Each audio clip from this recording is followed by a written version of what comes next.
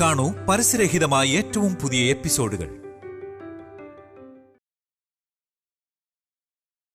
നമസ്കാരം, ഞാൻ നിങ്ങളുടെ സ്വന്തം chef Pillai. Welcome to Prestige and Dish Gold co presents ഒന്നെന്ന രുചി. Refreshment partner Eastea, breakfast partner major foods and electronics partner Pittappillil agencies.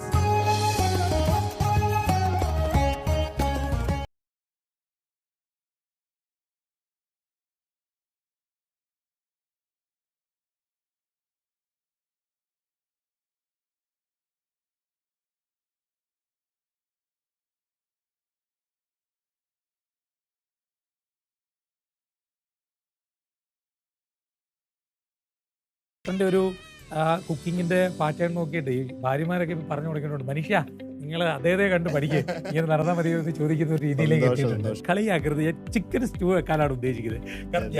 അതാണ് ഞാനും പെട്ടത്.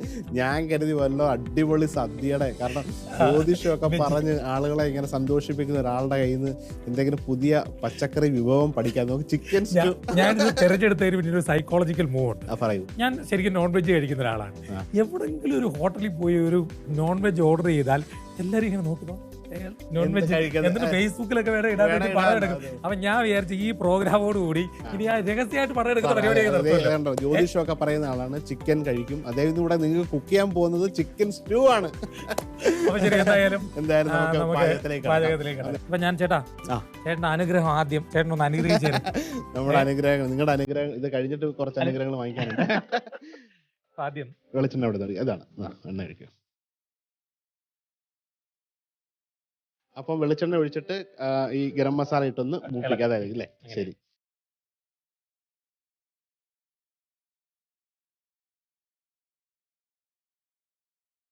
അപ്പൊ ആദ്യം ഗരം മസാല ഇട്ട് വെളിച്ചെണ്ണക്കകത്ത് കറുകപ്പട്ട, star anise, bay leaf, mace എന്ന് വെച്ചാൽ ജാതിപത്രി, പെരിഞ്ചീരകം, ഏലക്ക, ഇത്രയും സ്പൈസസ് ആണ് ആദ്യം ഇട്ടത്. അതിനകത്ത് വെളുത്തുള്ളി നീളത്തിൽ കീറിയിട്ടിട്ടുണ്ട്, ഇഞ്ചി ഇട്ടോളൂ.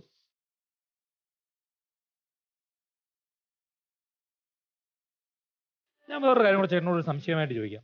നമ്മൾ പലപ്പോഴും ഈ നോർത്തിൽ യാത്ര ചെയ്യുമ്പോൾ അവിടെ ഈ വെജിറ്റബിൾസിന്റെ പല വെറൈറ്റി ഫുഡ് നമുക്ക് കിട്ടും. പക്ഷെ അതൊന്നും നമ്മുടെ നാട്ടിൽ അത്രയും ഒരു വലിയ പരീക്ഷണം ആ കാര്യത്തിൽ നടക്കുന്നില്ല. കാരണം അത് ഈ ഒരു ഡയറി പ്രൊഡക്ട്സ് വെജിറ്റേറിയൻസ് ഇപ്പം നമ്മൾ പറയുന്നെങ്കിലും നോർത്ത് ഇന്ത്യയിൽ ഇപ്പോൾ ഗുജറാത്തിൽ നിങ്ങൾ ചെല്ലൂ, അല്ലെങ്കിൽ മധ്യപ്രദേശിലോ രാജസ്ഥാനിലൊക്കെ കഴിഞ്ഞാൽ അവിടെ പ്യുവർ വെജിറ്റേറിയൻ ആയിട്ടുള്ള ആൾക്കാർ അവരുടേതായ രീതിയിലുള്ള ഭക്ഷണങ്ങളുടെ ഒരുപാട് അനന്തമായ വെറൈറ്റീസ് ഉണ്ടാക്കി വെച്ചിട്ടുണ്ട്. ബേസിക്കലി കേരളത്തിലുള്ള ഒരു നോൺ വെജ് ഈറ്റേഴ്സ് ആണെന്നാണ് പറയപ്പെടുന്നത്. കാരണം മത്സ്യം ഇത്രമാത്രം സുലഭമാണ്. അപ്പോൾ ഒന്നുകിൽ മത്സ്യബുക്കായിരിക്കും, അല്ലെങ്കിൽ മാംസബുക്കായിരിക്കും എന്ന് പറഞ്ഞ് വെജിറ്റേറിയൻസ് ഒരുപാടുണ്ട്. മലയാളികൾ പ്യുവറായിട്ട് വെജിറ്റേറിയൻ കഴിക്കുന്ന ആൾക്കാർ നമ്മുടെ ഒരുപാട് പേരുണ്ട്. പക്ഷേ മെജോറിറ്റി ആയിട്ട് ഒരു 1000 പേരെടുത്താൽ അതിൽ 900 പേരും ഏതെങ്കിലും ഒന്ന് കഴിക്കുന്നവരായിരിക്കില്ലേ എന്നാണ്. തീർച്ചയായിട്ടും. പക്ഷേ നമ്മുടെ വെജിറ്റബിൾ ഹോട്ടലുകളിലൊക്കെ വലിയ തിരക്കാണ്. വലിയ അല്ല, നോൺ വെജ് കഴിക്കുന്നവരും വെജിറ്റേറിയൻ അസാധ്യമായിട്ട് ആസ്വദിക്കുന്നവരുണ്ട് കുറേ കഴിച്ചതിന് ശേഷം. അത്രയും ഒരു വെറൈറ്റി പലപ്പോഴും ചേട്ടനും അറിയാലോ. നമ്മൾ നോർത്തിലൊക്കെ പോകുമ്പോൾ മുളക് കുറച്ചിട്ടില്ല. അതിന്റെ ഇടയിൽ പറയാൻ മറന്നുപോയി, ഉള്ളി ഇട്ടു, ഇപ്പൊ പച്ചമുളക് ഇട്ടു, ആദ്യം നേരത്തെ പറഞ്ഞ പോലെ ആ സ്പൈസസ് ഇട്ടു. എന്നിട്ട് കുറെ നേരം ഇങ്ങനെ നല്ലോണം വഴറ്റുക. ഇത് പക്ഷെ ഒരുപാട് റെഡിഷ് ആവരുത് എന്നുള്ളതാണ് സത്യം. ചിക്കൻ ഉണ്ട്, ഇനിയിപ്പോ ചിക്കനും കൂടി ഇട്ട് അതിനോടൊപ്പം ഇതിനകത്ത് കുറച്ച് ഈ ചിക്കന്റെ 5 ഇൻഗ്രീഡിയൻസ് ഒക്കെ ഇതിലോട്ടൊന്ന് പിടിക്കണം അല്ലെ, ഇതുമായിട്ടൊന്ന് മിക്സ് ആവണം.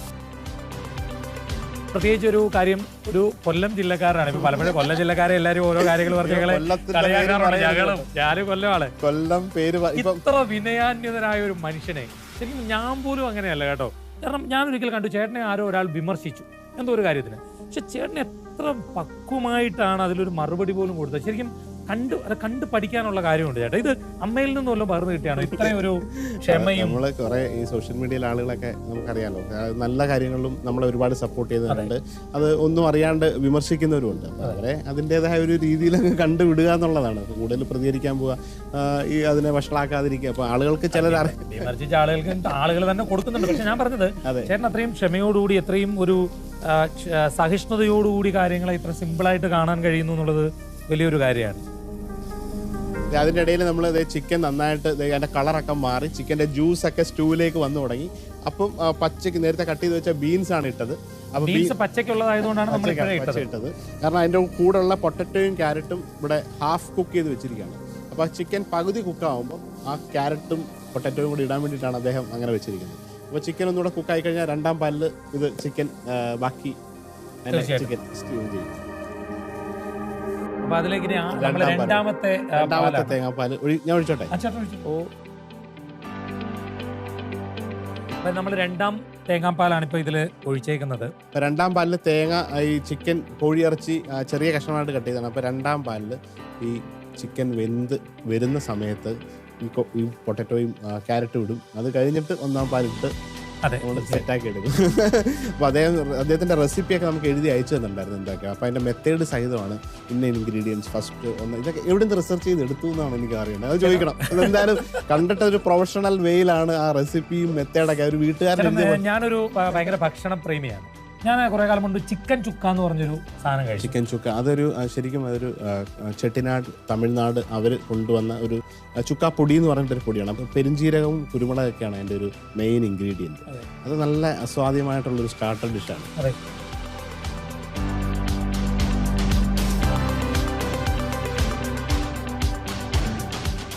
മത്സ്യത്തെക്കുറിച്ച് എങ്ങനെയാണ്? ഞാൻ വളരെ നല്ല രീതിയിൽ മത്സ്യം കഴിക്കുന്ന ഒരാളാണ്. നല്ലോണം കഴിക്കാറുണ്ട്. പലതരത്തിലുള്ള വെറൈറ്റി മത്സ്യങ്ങൾ കഴിക്കാം. പക്ഷേ എനിക്കൊരു ചെറിയ പ്രശ്നം ചേട്ടാ, എനിക്ക് ചില മത്സ്യങ്ങൾ കഴിക്കുമ്പോൾ ഒരു അലർജി വരുന്നുണ്ട്. ഈ കണവ. അപ്പോൾ അത് തീർച്ചയായിട്ടും അത് മിക്കവരും നമ്മുടെയൊക്കെ വിചാരം ഈ അലർജിയും ഇൻടോളറൻസ് എന്ന് പറഞ്ഞ രണ്ട് സംഭവങ്ങളുണ്ട്. എല്ലാവരും എന്തെങ്കിലുമൊക്കെ അലർജിക്കായിരിക്കും. നമ്മളത് ചിലരെ വളരെ മൈൽഡായിട്ട് വരുന്നു, ചിലർക്ക് വളരെ സിവിയറായിട്ട് വരുന്നു. ഈ സിവിയർ അലർജിയൊക്കെ എന്നൊക്കെ പറയുന്നത് മരണം വരെ സംഭവിക്കാവുന്ന കാര്യങ്ങൾ. ഞണ്ട് കഴിക്കുമ്പോൾ ഉണ്ടായിട്ടുണ്ടോ? ഞണ്ട് കഴിക്കുമ്പോഴുണ്ട്, ചെമ്മീൻ കഴിക്കുമ്പോഴുണ്ട്. പക്ഷെ കക്കയിറച്ചി കല്ലുമ്മേക്കായ പ്രശ്നം. പ്രോൺസും ക്രാബും അങ്ങനെയൊക്കെയുള്ള സോഫ്റ്റ് ഷെല്ലായിട്ടുള്ള സീ ഫുഡിന്റെ അലർജറ്റിക് ആയിരിക്കും. അപ്പോൾ അത് തീർച്ചയായിട്ടും ഒരു തവണ ചെക്ക് ചെയ്യണം. അതൊക്കെയാണ് ചിലർ പറയുന്നത്. ഈ ചെമ്മീൻ കഴിച്ചിട്ട് തീർച്ചയായിട്ടും എനിക്ക് തോന്നുന്നത് ഒരു ഡോക്ടറെ കണ്ടിട്ട് അപ്പോൾ ഇങ്ങനെ ഇതാണ് പർട്ടിക്കുലർലി കക്ക ഇറച്ചി കഴിക്കുമ്പോൾ ഉണ്ടായിട്ടില്ല, പ്രോൺ കഴിക്കുമ്പോൾ ഉണ്ടായിട്ടുണ്ട്. അപ്പോൾ ആ പ്രോൺ വെച്ചിട്ടുള്ള അലർജീസ് അവർ തിരിച്ചറിയാൻ പറ്റുകയും അത് അങ്ങനെ ഒരു അലർജി ഉണ്ടെങ്കിൽ തീർച്ചയായിട്ടും അത് അവോയ്ഡ് ചെയ്യുക എന്നുള്ളത് ഏറ്റവും ഉത്തമമായിട്ടുള്ള കാര്യമാണ്. ചേട്ടാ പറഞ്ഞു വന്നതിൻ്റെ ഇടയ്ക്ക് ഞാൻ ഇതൊന്നും മറക്കാതെ നമ്മളെ ഉരുളക്കിഴങ്ങും ക്യാരറ്റും ഹാഫ് കുക്ക്ഡ് ആണ്. അപ്പൊ അത് ഞാൻ ഇതിലേക്ക് ഇടുകയാണ്.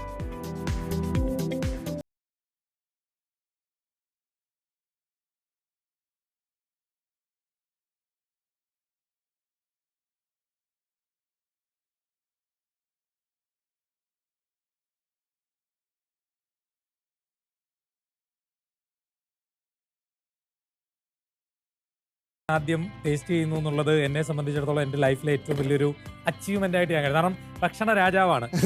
ഇതിനകത്ത് ആദ്യം എടുത്തത് വെളിച്ചെണ്ണയ്ക്കകത്ത് ഗരം മസാലയാണ്. കറുകപ്പട്ട, പെരുംജീരകം, ബേ ലീഫ്, സ്റ്റാർ നൈസ്, ഏലക്ക ഇതിട്ടൊന്ന് താളിച്ചു. അതിലേക്ക് ഗാർലിക് ഇട്ടു, ഇഞ്ചി ഇട്ടു, പച്ചമുളക് ഇട്ടു, ഉള്ളി ഇട്ടൊന്ന് വഴറ്റി അതിലേക്ക് ചിക്കൻ ഇട്ടു. പിന്നീട് അതിനകത്ത് ബീൻസ് ഇട്ടു, രണ്ടാം പാലിൽ വേവിച്ചു.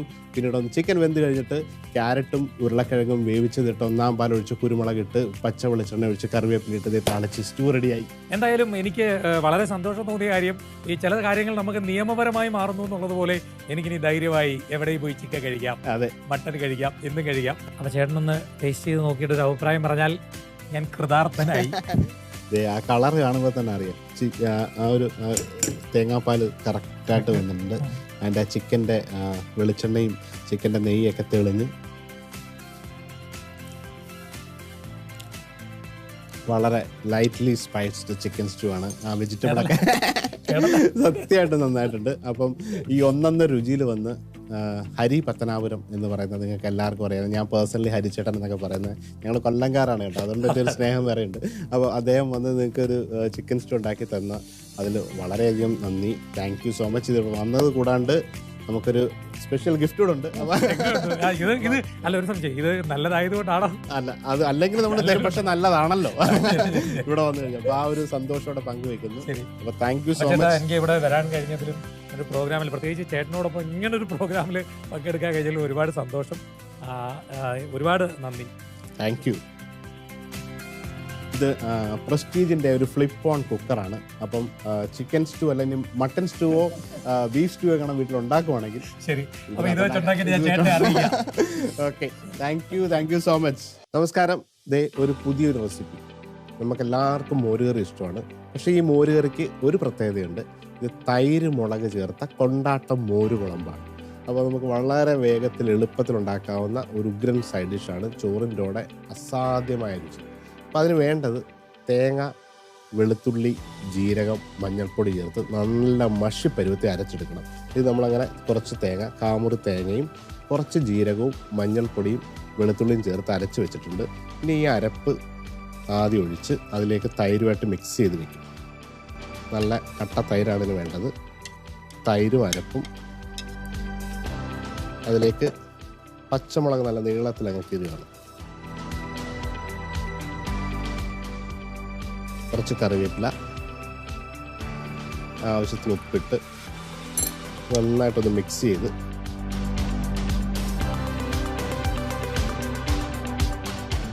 തൈരും അരപ്പും പച്ചമുളകും കറിവേപ്പിലും കൂടെ കത്തിക്കുന്നതിന് മുമ്പേ നന്നായിട്ട് ഇളക്കി യോജിപ്പിച്ച് ഇങ്ങനെ വെക്കും. ഇതൊന്നിങ്ങനെ റെഡി ആയിട്ട് ഇരിക്കുമ്പോൾ തന്നെ നമുക്കിതിൻ്റെ കടുക് വറുക്കുന്നതിൻ്റെ സംഭവം കൂടെ ഒരുമിച്ച് തന്നെ ചെയ്യാം. ഇനി നമുക്കിത് ഓൺ ചെയ്യാം.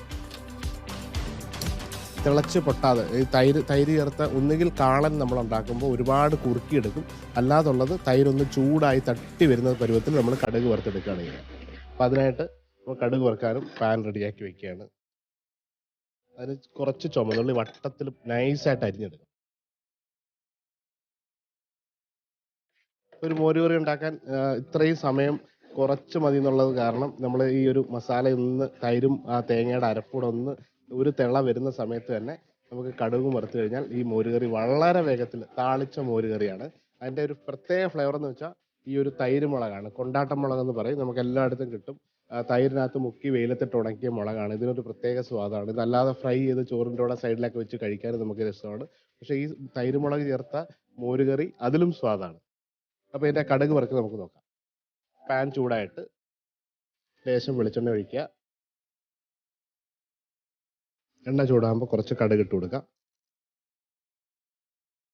അതിനോടൊപ്പം ചെറുതായിട്ട് അരിഞ്ഞ ചുമന്നുള്ളി,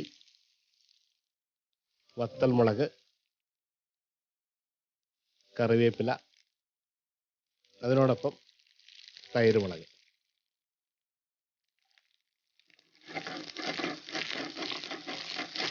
വെളിച്ചെണ്ണയ്ക്കകത്ത് ഈ തൈര് മുളക് നന്നായിട്ട് റോസ്റ്റായിട്ട് വരും.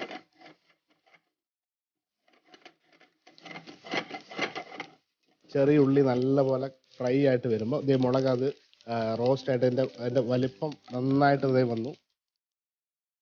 അപ്പോൾ തീ കുറച്ചതിന് ശേഷം കുറച്ച് മുളക് പൊടി ഇട്ട് ഒന്ന് ഇളക്കി ഈ താളിപ്പ് ഇതിലേക്ക് ഒഴിക്കുകയാണ്.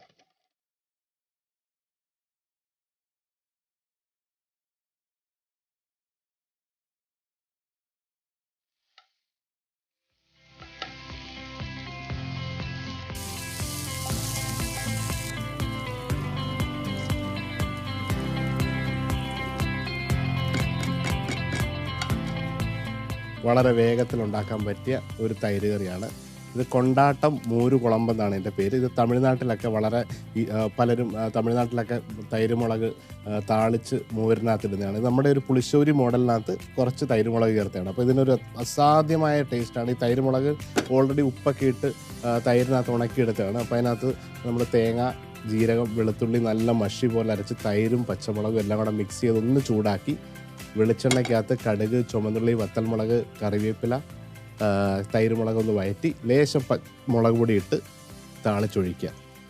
അപ്പം ഇങ്ങനെയുള്ള മോരുകറി ഉണ്ടാക്കി നിങ്ങളൊന്ന് കഴിക്കുക. Thank you so much.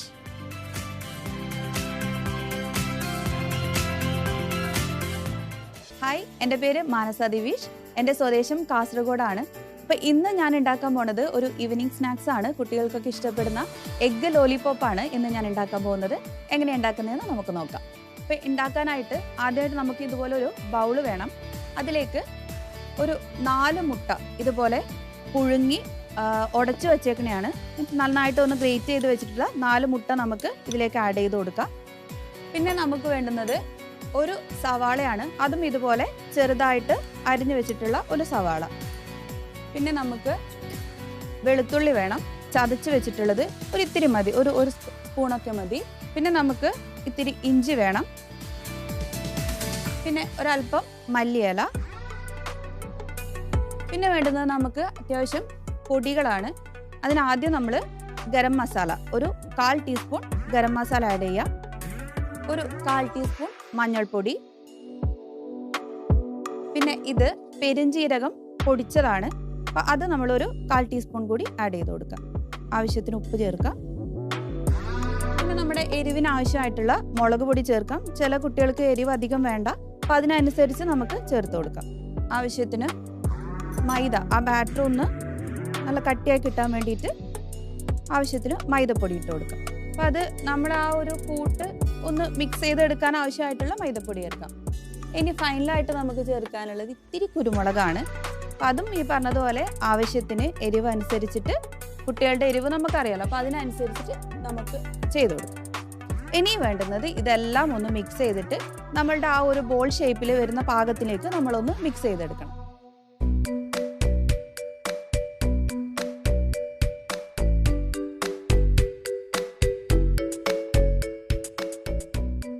ഇതാണ് അതിൻ്റെ ഒരു പാകം. ശരിക്കും ഈ ഒരു പാകത്തിൽ കിട്ടിക്കഴിഞ്ഞ് കഴിഞ്ഞാൽ നമുക്കതൊന്ന് പൊടിയാണ്ട് നമുക്ക് എണ്ണയിൽ വറുത്തെടുക്കാൻ പറ്റും.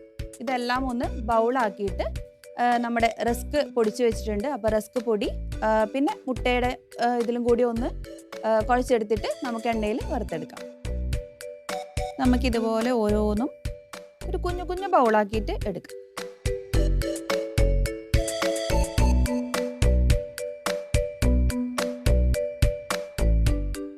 അപ്പോൾ ഇത്രയും ബൗൾസ് നമ്മൾ ആക്കിയിട്ടുണ്ട്. അപ്പോൾ അടുത്ത എന്താ ചെയ്യേണ്ടതെന്ന് വെച്ചാൽ ഇതൊന്ന് ഫ്രൈ ചെയ്തെടുക്കണം. അപ്പോൾ അതിന് നമ്മൾ നേരത്തെ ഇവിടെ റസ്ക് പൊടിച്ച് വെച്ചിട്ടുണ്ട്. അപ്പോൾ അതിലൊന്ന് മുക്കിയിട്ടാണ് ഫ്രൈ ചെയ്തെടുക്കുന്നത്. അപ്പോൾ ആ പ്രോസസ്സിലേക്ക് പോവാം. അപ്പോൾ അതിനാദ്യമായിട്ട് ഇതുപോലെ ഒരു നല്ല കട്ടിയുള്ള ഒരു പാത്രം എടുക്കുക.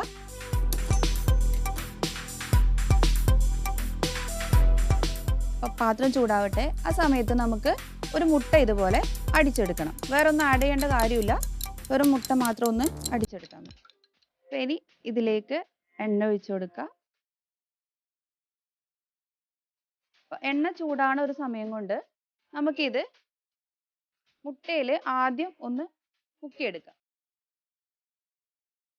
എന്നിട്ട് നമ്മൾ നേരത്തെ പൊടിച്ചു വെച്ച ബ്രെഡിൻ്റെ പൊടിയില്ലേ, അതെടുത്തിട്ട് ഒന്ന് ഇതുപോലെ ഒന്ന് മുക്കി അങ്ങ് എടുക്കുക.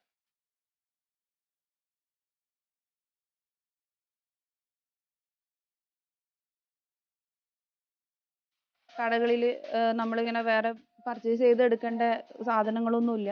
പെട്ടെന്ന് തന്നെ ഉണ്ടാക്കാൻ പറ്റുന്ന ഒരു സ്നാക്സ് ആയതുകൊണ്ട് തന്നെ എല്ലാവർക്കും വേഗം ഉണ്ടാക്കി എടുക്കാം. ഇത് നമ്മുടെ എണ്ണ ഇങ്ങനെ നന്നായിട്ട് തിളച്ച് വന്നിട്ടുണ്ട്.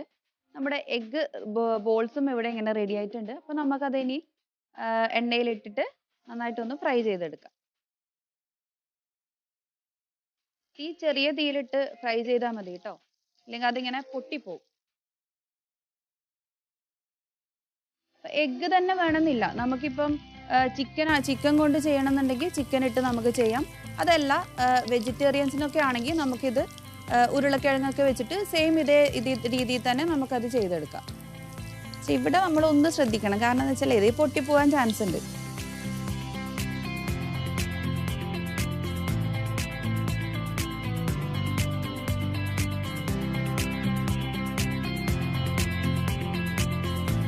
ഒരു ഗോൾഡൻ ബ്രൗൺ കളറാണ് ഇതിൻ്റെ ഒരു പാകം. ശരിക്കും ഇത്തിരി അങ്ങ് കരിഞ്ഞ കളർ ആവണ്ട.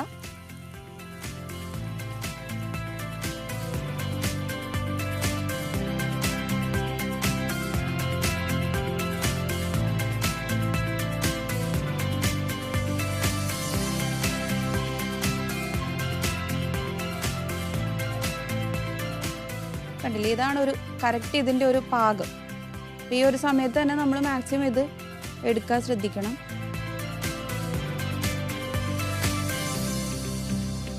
അങ്ങനെ നമ്മളുടെ എഗ്ഗ് ലോലിപോപ്പ് ഇവിടെ തയ്യാറായിരിക്കണം. അപ്പോൾ ലോലിപോപ്പ് ആയിട്ടില്ല അല്ലേ, അപ്പോൾ പിള്ളേർക്കൊക്കെ കൊടുക്കുമ്പോൾ നമ്മൾ ഇത്തിരി കൂടി ഒന്ന് ഭംഗിയിൽ കൊടുക്കണമല്ലോ. നമുക്കിതിന് ടൂത്ത് പിക്ക് അല്ലെങ്കിൽ നമ്മുടെ ഈർക്കിലൊക്കെ ഉണ്ടെങ്കിൽ അതെടുക്കാം, അല്ലെങ്കിൽ നമുക്ക് വീട്ടിൽ ടൂത്ത് പിക്കൊക്കെ ഉണ്ടെങ്കിൽ അതെടുത്തിട്ട് ജസ്റ്റ് ഇങ്ങനെ ഒന്ന് കുത്തി കൊടുക്കാം.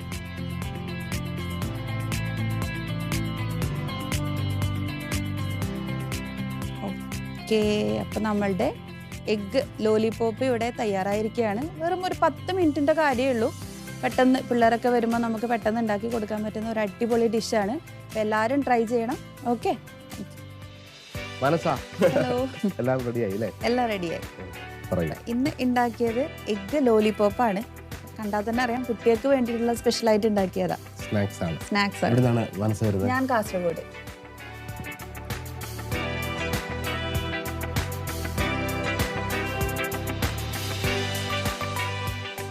നല്ല സ്വാദാണ്. ശരിക്കും ഒരു കട്ട്ലറ്റിൻ്റെ ഒരു ഫീൽ നമുക്ക് ആദ്യം തോന്നും. പക്ഷെ മുട്ടയാണ് അതിൻ്റെ മെയിൻ. മുട്ട ഇഷ്ടപ്പെടുന്ന എല്ലാവർക്കും ഇത് തീർച്ചയായിട്ടും, പ്രത്യേകിച്ച് കുട്ടികൾക്കൊക്കെ ഇഷ്ടമാണെങ്കിൽ ആ മുട്ടയുടെ വെള്ളയ്ക്കുള്ളിൽ പല സംഭവങ്ങൾ, നല്ല ഫ്ലേവർ. കഴിക്കുമ്പോൾ തന്നെ നമുക്ക് ആ ഒരു സോസാണ്. സോസ് ഇല്ലെങ്കിൽ കൂടെ ഒരു ചായയുടെ കൂടെ ഈവനിങ് സ്നാക്സ് ആയിട്ട് നന്നായിട്ട് ഇത് കഴിക്കാൻ പറ്റും. താങ്ക് യു മനസ്സ്, താങ്ക് യു സോ മച്ച്. അപ്പോൾ എല്ലാവരും ഈ റെസിപ്പി ട്രൈ ചെയ്യണം.